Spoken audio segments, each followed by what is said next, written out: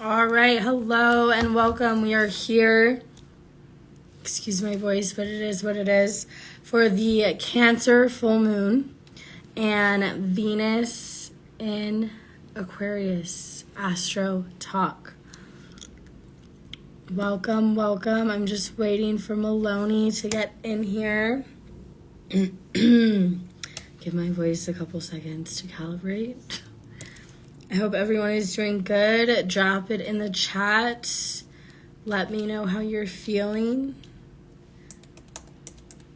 It's raining here in Vegas, so on point with this full moon. And here she is. And here we go.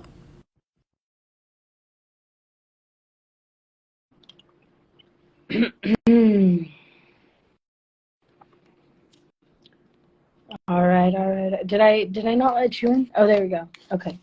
Yay! I let you in. Hi. Woo! Here we grow. My papyrus is back. Egypt is in the house. Did I give that to you? No, this is one from that we've had for years and years and years over our travels as a family. So this has been in my family for a while. I love it. I fucking love it. I mean, you're always dripped in the Egyptian, so now I've got a little balance on my end. Yes, when I see you, I have something for you. I actually, look at me doing so well at keeping a secret. Yes, I have no idea. Yeah.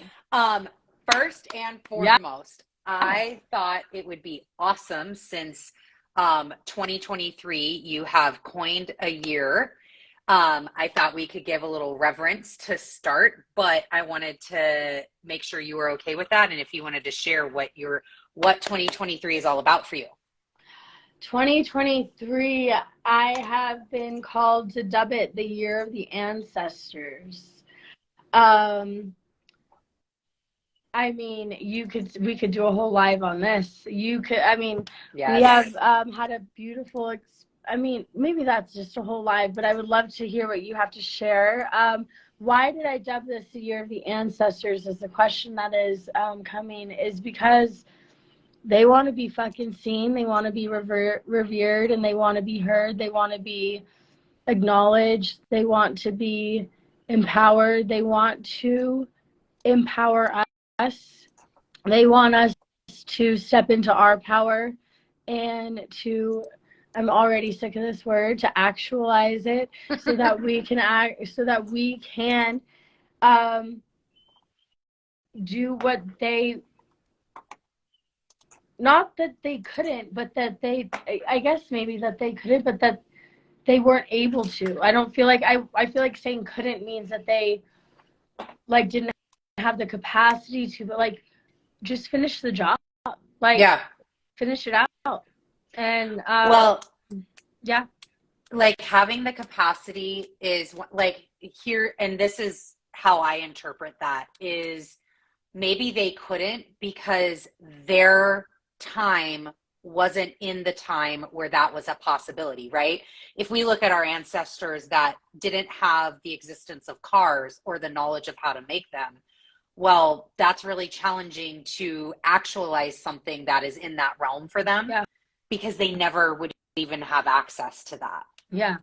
I don't think people really understand. Actually, this is a great time. Cancer energy, Capricorn energy, family access. Family energy. And, I don't think people understand or remember just how fucking easy we have it.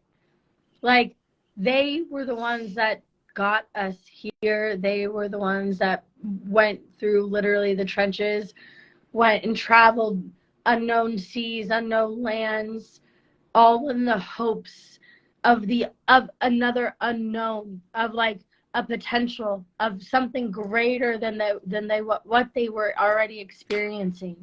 Mm-hmm. And it's like when we were having that conversation, one of those lives a few times ago, whatever, like, and that message that you brought through, like, it's just been sticking out for me, and it's just been getting restated, reiterated, and so many other experiences with so many other people, and it just, to the point where this is what it's about, and it's calling on them for support because they're here. They want to fight this battle with us. They literally want, like, that, and because they can fight the unknown for us. They're clearing our path forward, behind, around, underneath, and like all doing things that, but we just have to ask. We literally have to just ask. Yeah. We have to ask. And I mean, there is, you know, don't like get wrapped up into the word, but sacrifice that's needed, right? The sacrifice of you acknowledging, of you doing the work that you need to do to actualize the things that you need to actualize. I got and to you know, you have to clean your altar. Like, that's a sacrifice. It's time. It takes time out of what you're doing. You have to have conversations about it. You have to, I mean, there's so much that goes into that. You have to hold space for it. I mean, even just with our journey, I mean, I used to think you were crazy. I was like, she's literally feeding the answers. I'm like, what is she doing? Like, I literally like was having conversations with myself, and I'm like, here's like, no, I gotta feed the ancestors. And I'm like, okay. Dude, they're hungry, man. They have energy. Because look, everything is energy. Period and dot. Everything is energy. Well, if you're expecting them to clear the path for you to get something, how do you expect them to have the energy to do that? Makes sense to me. And there's multiple different ways. Like, I know in Vegas, there's a really wonderful Krishna temple in Las Vegas that I went to a couple of times. And it was the first time that they actually, and I don't, it's obviously not ancestral in that way. They're making food offerings to Krishna, but you eat those offerings. And so when I got into Shay, I was like, wait, do we eat these? And they're like, no, you don't eat them. They're not for you. And I was like, so it's so different depending upon, you know, and the Chinese have a very different approach to their ancestors. The Japanese and other Asian countries have a very different approach to how they handle those things. So it's just about learning and then finding out what's true inside of you, because your ancestors speak through you. Right. Because it's not about what other things do. It's about, what do they want? What do they need? What are they asking for? It's not about you. It's not about you. Not about you. And these are things that I'm going to be covering in my ancestral healing mastermind, which will be taking place in a couple months. So if anyone has any questions, don't hesitate to reach out. But let's get on track. Yes. What we're here for. While my voice is okay. Yes. Your voice is good, but this is why we brought this up. So we just want to praise the ancestors, thank them for being here with us. Thanking, you know, because to your point, there are many of our ancestors, and I will say and probably everybody that would watch this, that these conversations that we're having today were not allowed to be had for a significant part of history. They standing in your power, talking through the things that we can talk through today, could have caused you and your family death or severe torture or whatnot. So like, honor to them that we're here and we're able to speak, and we're able to bring that back on their behalf. So we can start that. When we actually can't speak, right? We realize how important it is to use it. Yes. Because it literally can get taken away at any moment. Yep. Crazy. 100%. All right. Do you want to do Venus and Aquarius first, since Venus whatever you want to start talking about? I will start talking because Venus is already in Aquarius. Yes. She went into Aquarius on the 2nd. She will be there only for a super tiny time. She'll be there to the 26th. However, her journey is pretty robust. So she makes a sextile to Jupiter, which has already happened, a trine to Mercury retrograde, a square to the North Node and to Uranus retrograde in Taurus. And then she joins Saturn. So, I mean, even though she's only going to be here for what, 24 days, she's got a lot of business, a lot of work to do. She got a lot of things. And I will tell you, like, Venus in Aquarius, I totally got the image as I was looking into this of frigid ice over a raging river. Yeah. Yeah. The exact, and it's like Venus is just cold. She's cold. She is cold in Aquarius. She is ice cold. She is, and you have to remember at this point in the zodiac, she does know what she wants, and it's a detached energy more so than Capricorn. It's a sense of, I only want what I want. There's no leeway. I'm just going to think about my mom in this. Like, it's that, I don't know if she has a Venus in Aquarius, but her Mercury is. We know her Mercury is. Yes, we do. And it's ice cold. It is like this. There's no warmth. There's no depth to feeling, to emotions. There's and there's a lack of even desire to want to express, to dive into emotions. It's all logic. The heart of it. I know. We had that conversation. Yeah, the heart isn't there, but it's actually, none of this is bad. No. These are just, is what it is. But like, when we think about it, it can help balance an emotional person. Yes. Because it's like, well, what's mine? What's yours? Like, as far as emotions, what's the collectives? What am I experiencing? Like, is this mine to experience? And it's very good, like, compartmentalizing. Some people can call that a negative thing, but like, that's also detachment too. I think there's this. So when I was thinking about it, like, Venus is one sign away from being exalted. Pisces is her sign where she is like, let me lay back. About when you say exalted, for those that don't know. So exalted, when a planet is exalted, it's at its like highest vibrational area. So a planet like Venus rules Taurus. She is comfortable. She works really well in Taurus. She is moving. She can do things.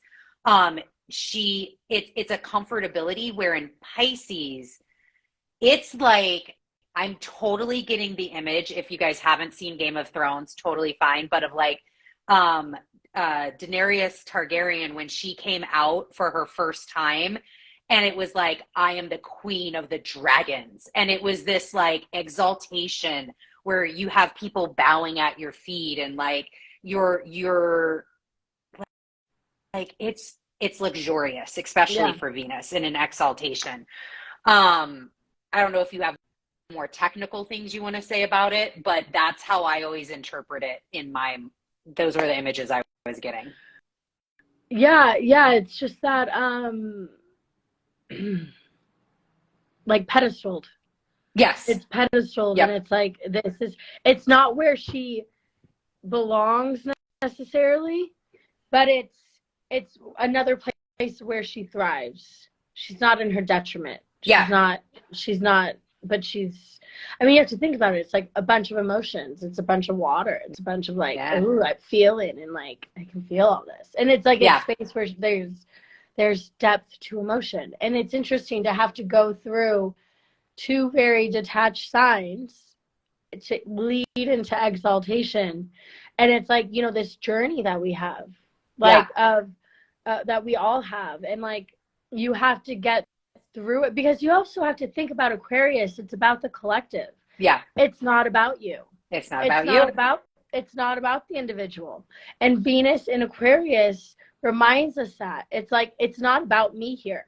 I'm not the one that's like, I don't need anything. I got what I want. I know who I am. I know what I want. Like that, I forget her name, but the chick in that whole, I know who I am. I know what I want. I like what I do. That whole phrase in that monologue she did, but like it's that type of energy.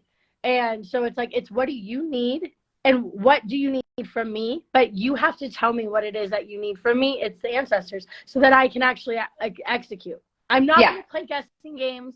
It's very matter of fact. I'm not, there's no bullshit. There's no it's cut and dry, no back and forth. If you say you're fine, great, I'm moving on. Like, I gave you the opportunity to have a conversation. You don't want to have it, you're fine. Cool. Great. Bye-bye. Yeah. We're happy here. If you like it, I love it. Yeah. And that's almost like in her road to get to her exaltation. It's like Venus in Aquarius is like, I have to go through the motions. I have to go through like the emotions, the collective. I have to get my conversations done. I have to do this. Can I just be where I want to be already? Like it can be that energy. And especially the reason why I wanted to tie that together is because of her journey in January and how she is going to have these squares, this trine, the sextile, because here we have her actually like, and again, this was yesterday, because today's the 5th, right? Yeah, yesterday. Yeah. You know, in the sextile with Jupiter, who's now in Aries, just blowing things up, which we love. But it's like, wait, what?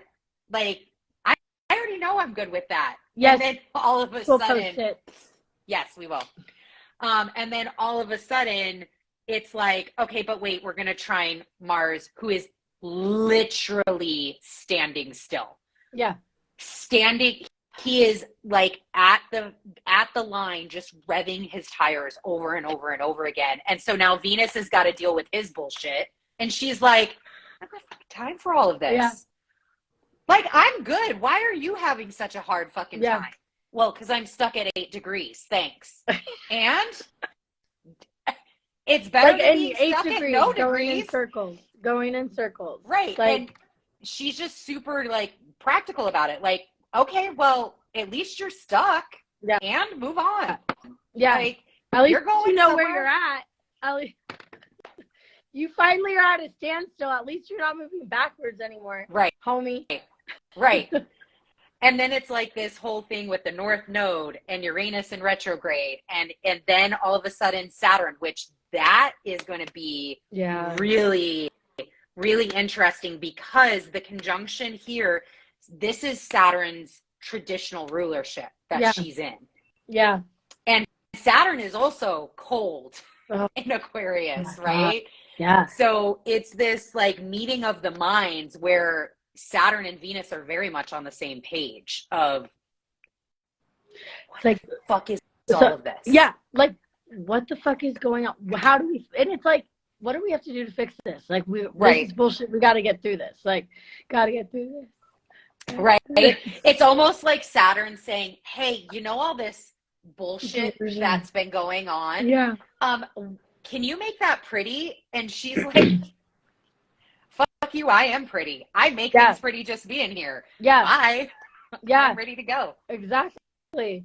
And it's like, but then with that, you know, we're building, this is like a meeting of building foundations on stable, mature grounds. Like, this is our, you know, our values, also having a conversation, also getting this reality check of like, hey, is what you're doing helping the collective? Yeah. Like, this is such a Capricorn. We're like, oh, what you're doing, and then I like totally Capricorn. And poof. Oh my God. We are talking about Saturn. Continue. Yeah. We got a Saturn to Saturn. So, I mean, it's really just that, you know, grounding us in to, it isn't always rainbows and fucking butterflies. Yeah. And what are you going to do? It's true. About it? Yeah. Like, when shit does hit the fan and shit's literally all over the place, like, and all you can do is literally start to clean it up or bitch. You can't do, like, you can. Or laugh. I love laughing when shit goes so haywire that it's really your only option at this point. Like, you see those memes of or the TikToks where like people walk in and their dog has literally destroyed the couch. Like, fluff is everywhere, the leather is broken up, and the dog is literally just laying, and you're like, the tail's going. Yeah, and they're so happy, and you just like there's so many different things that you can choose to do in that moment. And so that's really the question, is how are you going to choose to approach this? Because honestly, sometimes the best thing is just to laugh and be like, and make okay light of the situation in the seriousness of it all. Because life is fucking serious. This energy is serious. And like, yes, there's room for exploration. There's room for, because it's also asking us, how do we innovate here? Like, this is reality, but like, how do we innovate with whatever it is that we have going on? How do we ease it up? How do we make it pretty? If it's not fucking pretty, like, then how can you change how you're looking at it?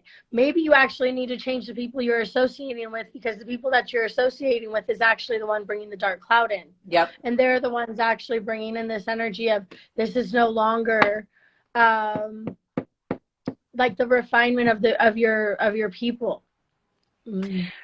It's interesting because I actually wrote down personal and group dynamics, because like that's that Venus in Aquarius mode of like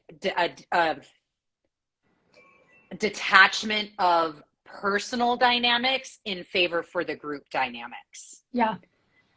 Because there's not a lot of like, again, it's that colder, like, I don't need to worry. I'm good. I'm solid.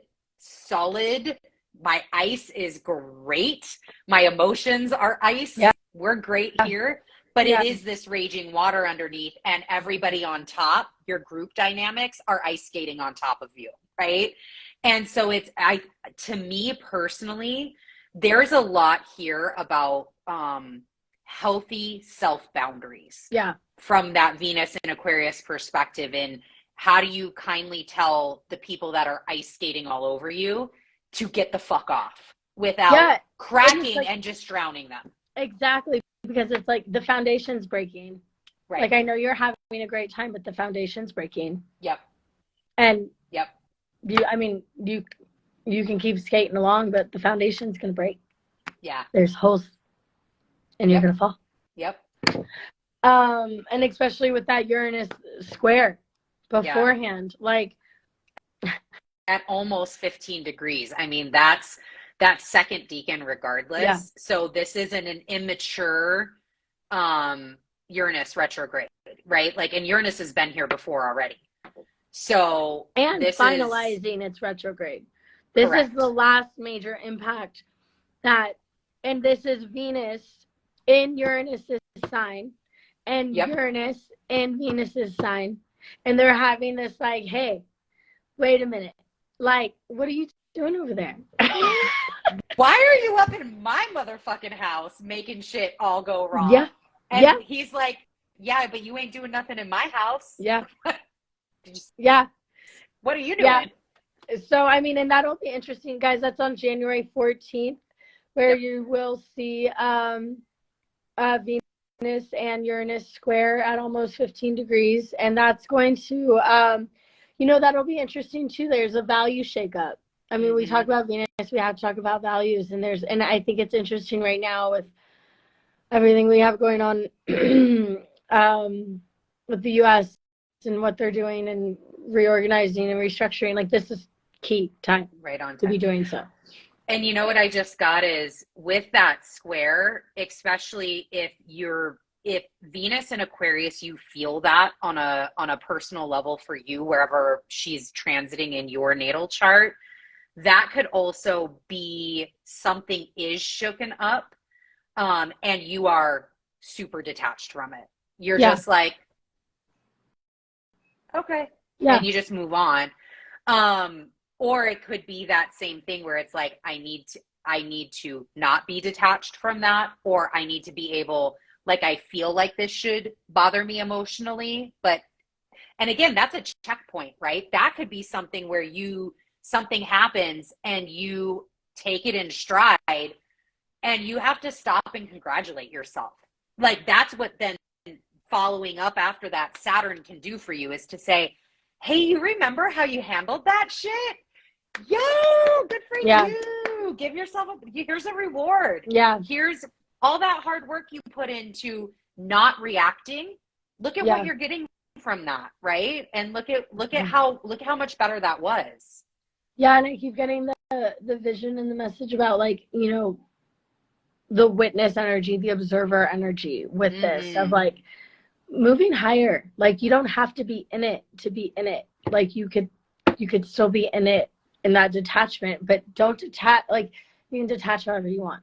Consider detaching and elevating, and so you can gain a higher perspective to get more of a vantage point of what you're actually looking at. Yeah. For those that have not read The Power of Now, Eckhart Tolle, The Power of Now talks all about being the observer. Yeah, for sure. And that's a great book to kind of reference back to for those sorts of things. The other thing that I think is really important to understand, if I know we haven't talked about it through this, it's been talked about, we've talked about it separately in other areas, but Uranus and Taurus is all about shaking foundations. It is a stress test that is not stopping and won't stop in very key areas of collective life. Yeah. Foundations in money, foundations in government, foundations in things that keep us safe and secure. So, like, think about all forms of government, even the judicial and our police force and all of these other things.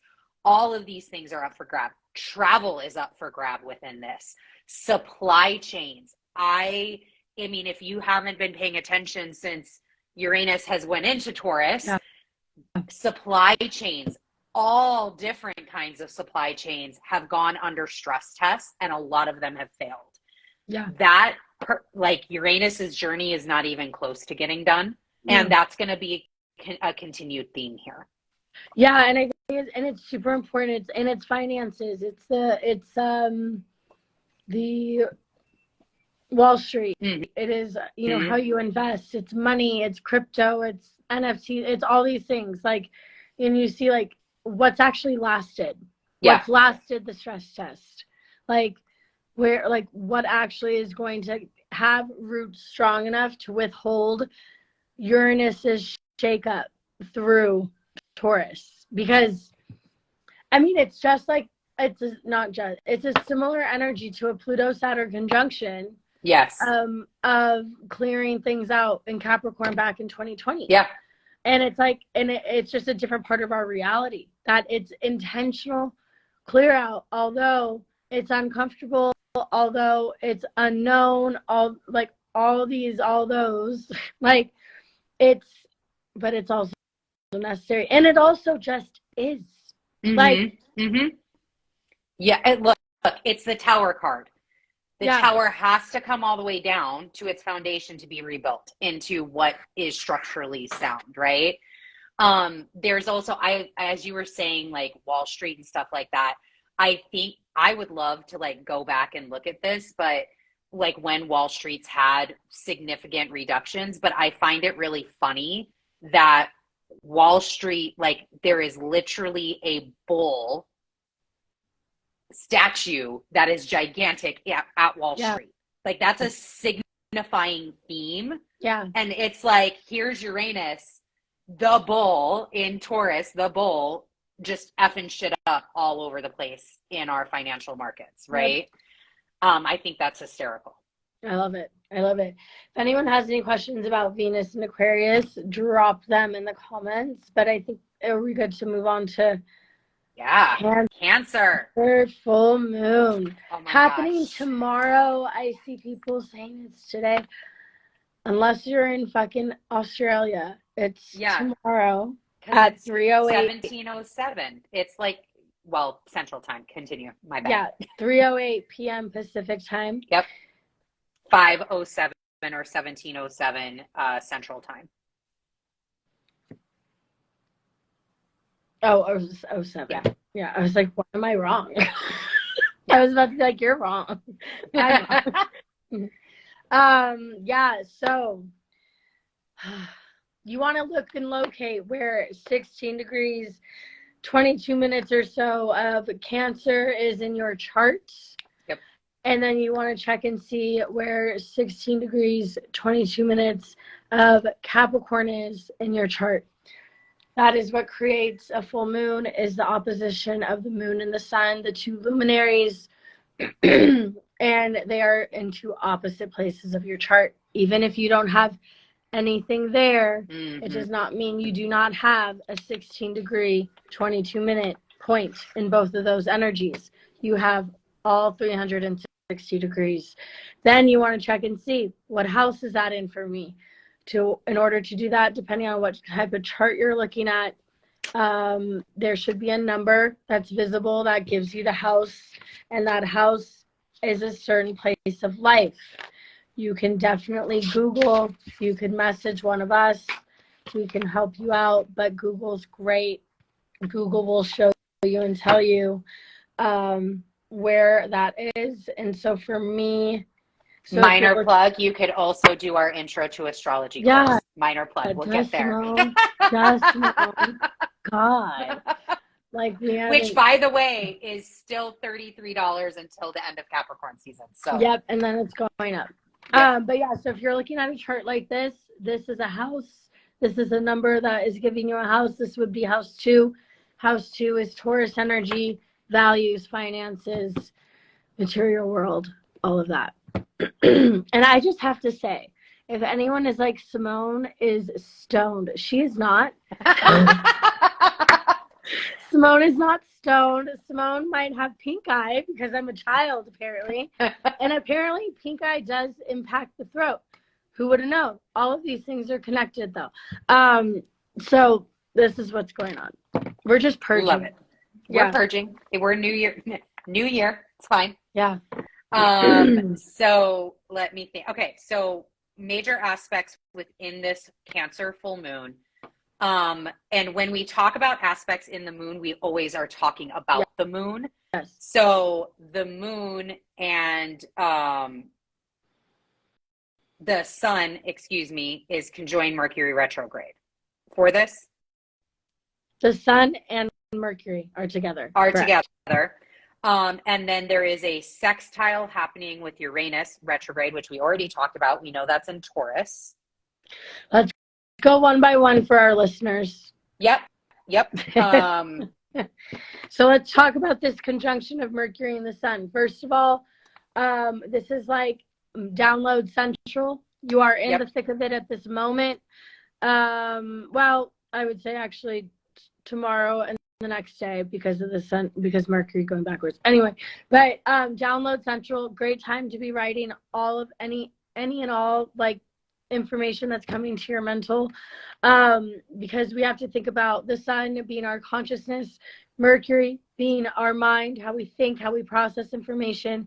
And with it being retrograde, with Mercury being retrograde, Mercury's not only receiving information from the sun, Mercury's also giving information to the sun as well. So we're having this like dialogue back and forth. It's not just a, you need to do this and this is what's happening and you're going for it. It's like, and I, now that I'm thinking about it even deeper, like having this pause for me energetically of this, of whatever is going on with my voice, and like there's, it's just not ready yet. Yeah. Like, it's just like, okay, what do you want to say? Is this needed? Like, is this actually needed to be expressed outwardly? Or is this something that you could handle personally? Mm-hmm. Like, I mean, we know. I love that. Yes. One of the big things that I got with this moon, just the overall theme for me was, this is an activation moon, in my opinion, for what's going to be happening in the upcoming months of 2023, the energy shifts that we're going to be experiencing. And this sun and Mercury conjoin, which then that obviously means Mercury retrograde is opposing the moon. Okay. Correct. So that's that. It's almost like it's, So I want to just touch back on the ancestors to bring us forward into what I'm about to say. So the Gregorian calendar has not always been this has not been our history for how we transcribe time. Typically, from a zodiac perspective, from an astrological perspective, the new year doesn't start until March 20th, which is the beginning of Aries season. Okay. Now, even the Chinese and other Asian areas, they celebrate the Lunar New Year, which that comes just a little bit sooner. But even regardless, this concept of like moving into a new calendar year, a 2023 calendar year, like, yes, we are where we are. We're going to make it work. But we are still, our beings, our energy systems, for us in the Northern Hemisphere, we are in the dead of winter. This is supposed to still be a time of hibernation, reflection, inner knowing. It's work. Really like this inner work, this shadow work, those sorts of things. This kind of like push to, it's January 1st, I've got to do all this and be all woo. Yeah.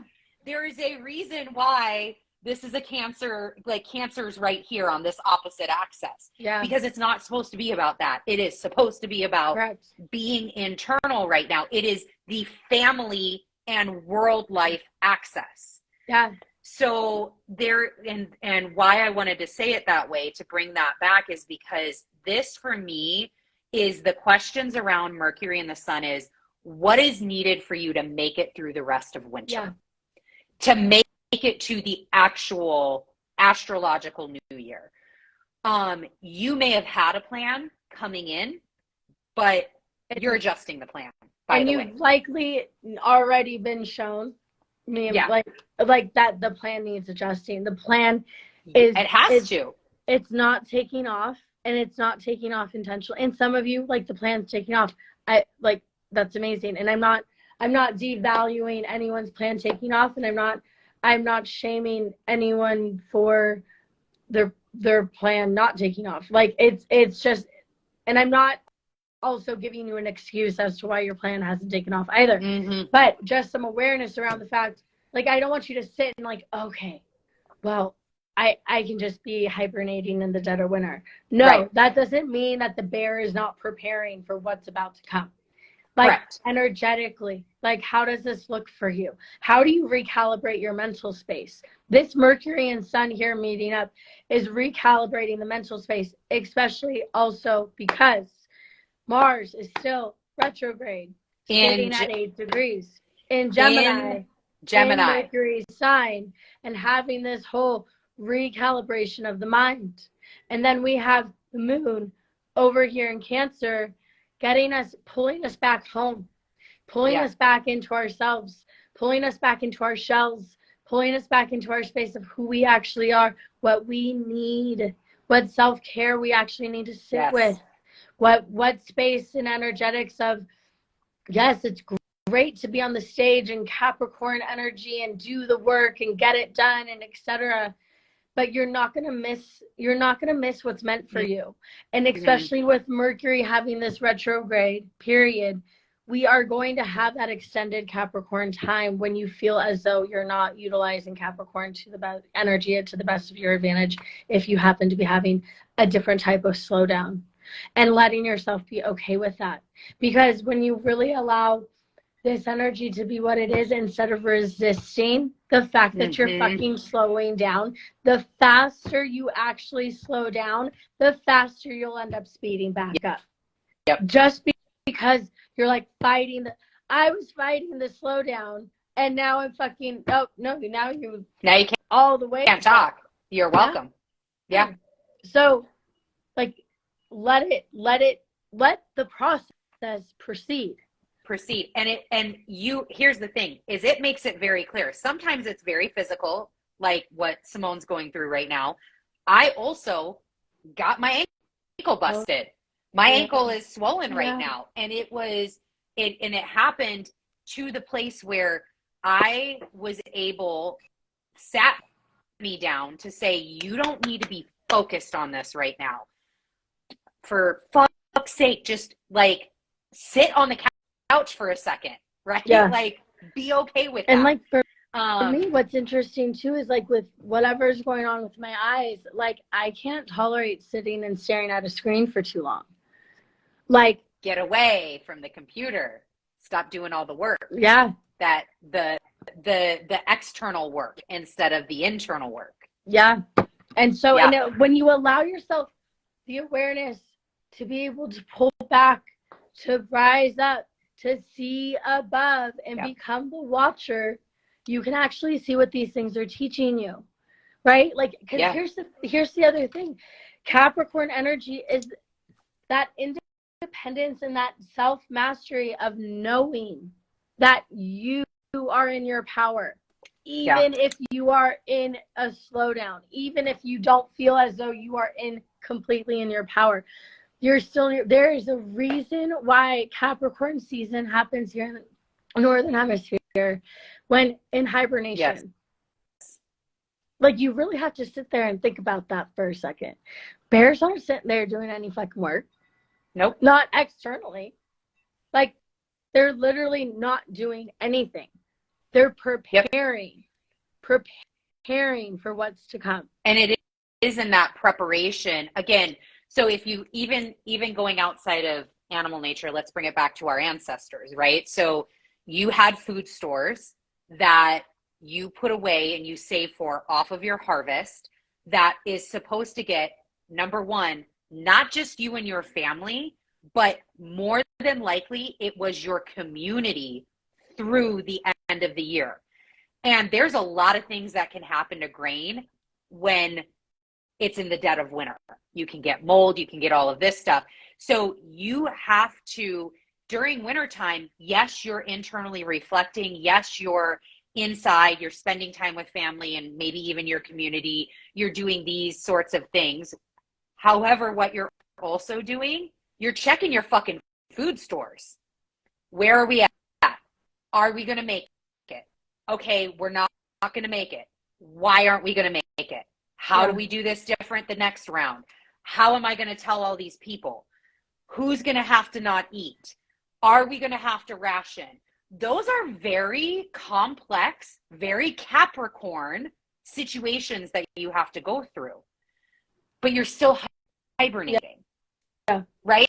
It's not because like, you actually probably can't leave. Like, thinking about my mom in Montana. Like, you probably can't leave. You probably can't leave the house. So what are you going to do? Right. What if you're snowed in? Are you prepared for that? You know, are you prepared to have 4 days with no food, right? Yeah. So it is a lot of this kind of work in that manner. And it's one of the things that I got because and again, this is why I feel like this is an activation for the future. The more prominent energy that comes out of this moon is the fact that Pluto is in the conversation. Yeah. The sun's going to meet up with Pluto. Mercury's going to finish his retrograde. He's going to have to go back to Pluto and talk to him again. And so it's whatever you are putting off, it's going to be very clear, in my opinion. You know. Yeah. This isn't a question. This isn't, okay, well, why did this happen for me? Let me, no, you know why it happened. Yeah. You know why. And if you're not going to take care of it, you're going to have to answer to Pluto again twice. In 40 days. In 40 days, you will be answering to Pluto when the sun hits Pluto. 40 days. Mercury hits Pluto, right? The sun. Oh, Excuse me, I'm over calculating. In 11 days. I was like, wait, hold on, I'm doing math. Hold on. I went forward 11 days. So that's going to be your first litmus test. when the sun hits Exactly. I Pluto, love that word, Simone. that was, Litmus test. that's yours. I So took it. good. I'm not even gonna act like it's mine. That's your next check-in, because the sun and Mercury are having a conversation in this moment, and then it's like, okay, now the sun meets up with Pluto, and Pluto's like, what do you got for me? Mm-hmm. Where are we headed with that? Because Mm-hmm. first of all, it's in Capricorn. Pluto, yes, death, rebirth, integration, but utmost, your soul's growth. This conversation, you're meeting with like grandpa. It's grandpa. Yeah. It's not dad. It's fucking grandpa. Or great grandpa. You're meeting with like the one you really like. The all seeing. It's your mentor. It's like your. It's like, yeah. It's like your mentor. Yeah, maybe it's mentor. Maybe it's more of that energy of like, there's something here that you have, like, and the sun is also illuminating Pluto. It's not Pluto just like, okay, let me recalibrate your consciousness. It's also, there's something that you're not seeing, Pluto, that you actually need to be looking at. Right. And then with that, be there. I don't want to put a damper, but like, be prepared, have awareness around the fact that could cause more changes, more permanent changes, and even in changes in your thought process and your consciousness, and how you're looking at things. And even then, I mean, Pluto, I don't care where you're at in your astrology journey, if this is very brand new or if you've been into astrology for a while. Pluto has been at this little handful, last decan, I'll even go the last 5 degrees of Capricorn for many years. Yeah. So nothing. He was at 22 degrees of Capricorn in 2020, and he's at 27 degrees 51 minutes. And he's going to be just coming right back over this year. Yeah. We're doing one of these.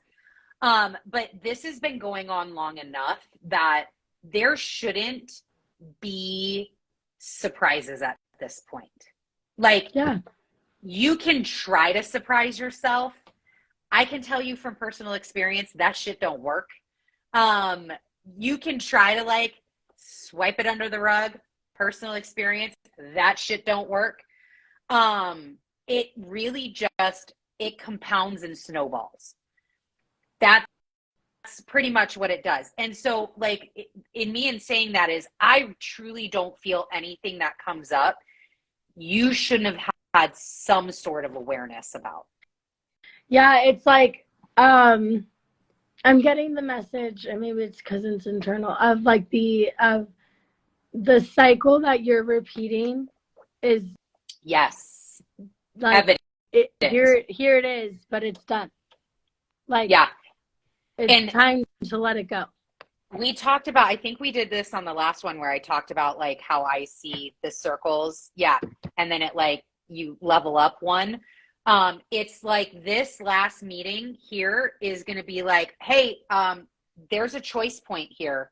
Are you ready to level up into the next level? Because you can actually get on that escalator, ride it up, and you got a new level. You've unlocked a new level. Yay for you.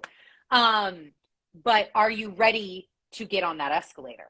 Right? Yeah, like, are you going to make that choice? It's going to require the new you.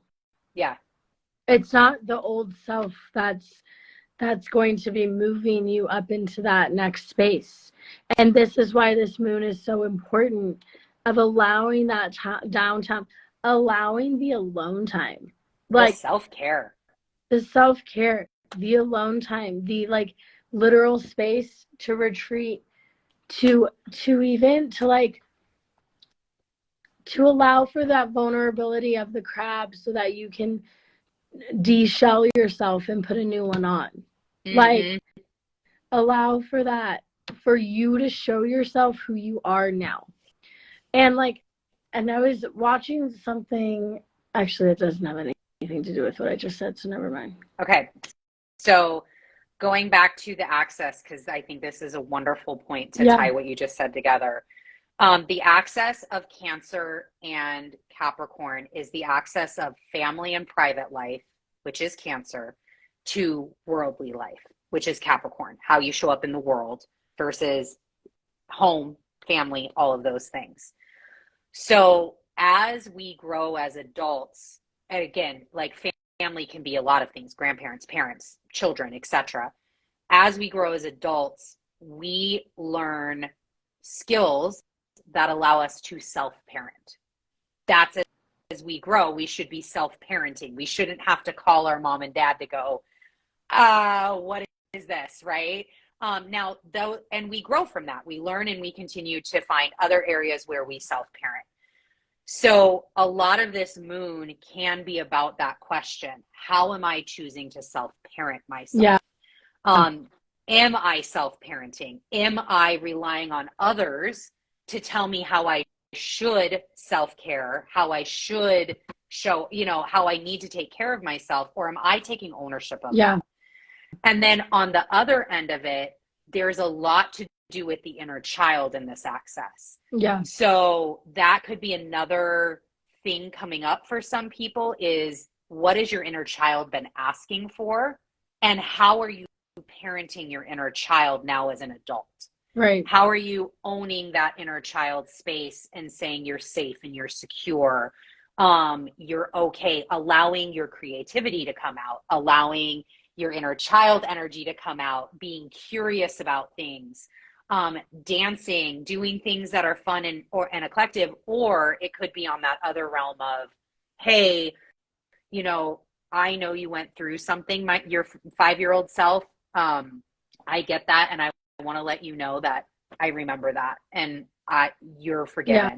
You don't have to hold that anymore. You can release that. So it can be even though it is a full moon, it can be a very cathartic and release where you could take these next 2 weeks, so the 2 weeks till the new moon cycle, to really just process things like that, if that is what is showing up for you. I love that. That was beautifully said. Thank you. Do you have our Sabian symbol? I don't, but I can look it up right away. I was hoping my book was going to be in. Y'all, I ordered a book that's all about the Sabian symbols. So I'm really into right now. I'm like, I want tangible things. I don't want the computer. I want the tangibles. All right. So Sabians. Oh, look, I even have it as a saved favorite now. Woohoo.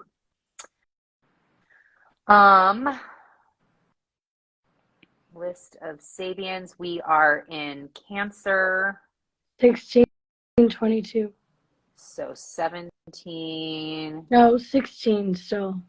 Yeah, but the Sabian symbol will be number 17 because it's 16 degrees to 17 degrees.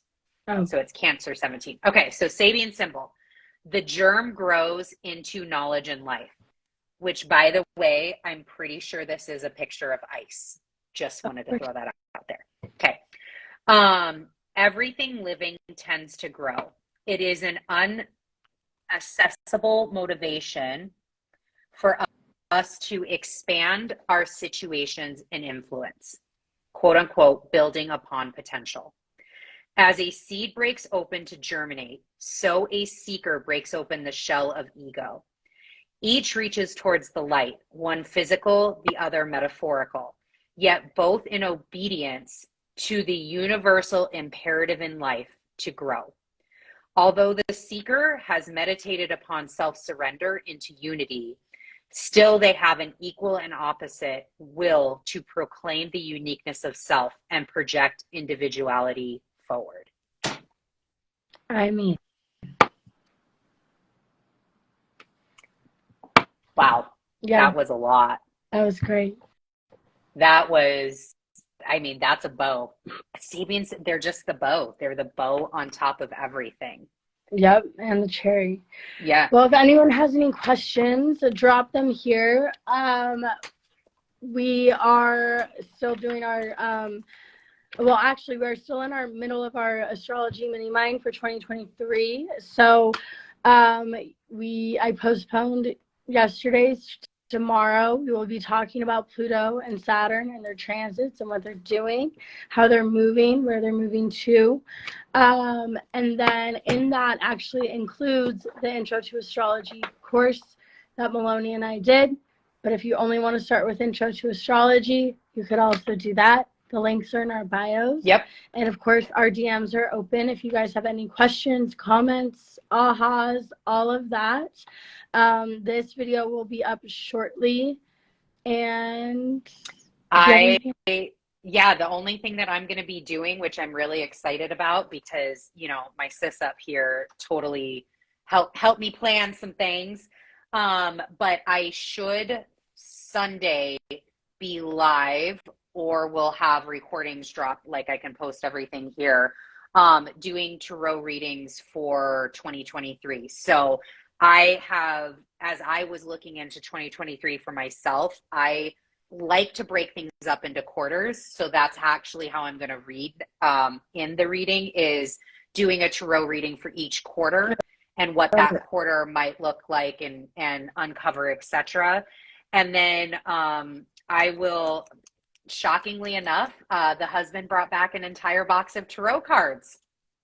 I have literally a huge box, so I'm excited to see again, it makes it very evident, right? Like, what should you be doing? Here's a little help. So yeah. We'll see what happens as we go forward. I love it. I love it, and I love you. We love you all. Have an amazing day. Happy full moon. Yes. And all of that. Bye, guys. Talk to you later. Bye.